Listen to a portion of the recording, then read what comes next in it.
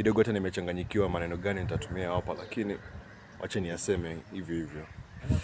Najua ni muda mwingi umepita toka nirushe video hapa YouTube, lakini natumai masomo yenu ya Kiswahili yanaendelea vizuri, yanaendelea vyema. Najua mjaniona pale Discord sana. Mwalimu wenu alikuwa ameshikika kidogo. Nimemaliza, nimehitimu. Acha nitumie Kiswahili kidogo cha kiwango cha juu pia mjue mjue mahiri wangu kwa mahali. Naam, nimehitimu masomo yangu ya chuo kikuu wiki 2 zilizopita. Na sasa kidogo niko na wakati naweza fanya mambo mengine. Sina masomo saa yote usiku mchana. Naam, ningependa kuwapatia mawaidha ambayo itakuja itawasaidia sana kwa masomo yenu ya Kiswahili, kwa sababu haya mawaidha mimi nimewafuata mimi mwenyewe kwa masomo yangu ya Kijerumani.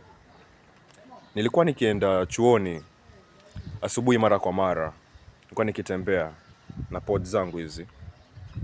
Sasa nilikuwa najifanya niko kwa simu naongea na mtu Kijerumani, lakini kulikuwa na changamoto kidogo mimi kibinafsi, kwa sababu kwa kichwa changu mimi nimejihukumu, nasema watoto nionaje mimi najiongelesha mimi chizi nikiongea hii lugha.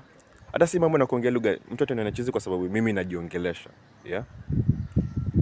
Lakini hayo yote ni kichwa ni tu mimi mwenyewe najihukumu, kwa sababu yule mtu mwenye ataniona njiani ama nitapishana naye njiani atadhani ama atajijazia mwenyewe kwa akili kuwa huyu jamaa ako kwa simu anaongea na mtu, kwa hivyo si chizi. Lakini mimi mwenyewe kibinafsi najua siko kwa simu, najiongelesha tu. Sasa unaona, unajiongelesha ukiwa njiani, unajiongelesha ukiwa nyumbani, unajiongelesha hata ukiwa chooni ukijisikia. Kuna uhuru, ni wewe pekee ndio wewe unajiwekea limits, unajiwekea vizibo. Sasa ningetaka kuambia, kuna na uhuru wa kujiongelesha hii lugha. Unajifanya uko kwa simu, umeweka pods zako, atembea njiani, unaelekea kazini, uko na muda wa kujifunza, kufanya mazoezi pale, kwa sababu ni umahiri wako, ni ujuzi wako wa hiyo lugha ndio unapanda. Si ujuzi wa mwenye anakuangalia ama mwenye unapishana naye njiani, unanielewa? Kwa hivyo kuwa na uhuru, kwa na ujasiri, jifunze. Huo ni muda kidogo huu unaosafiri unaenda kazini, jifunze, sasa tutaonana hivi karibuni, nitakuwa narudi. Sawa, muwe na siku njema, weekend njema. Baadaye.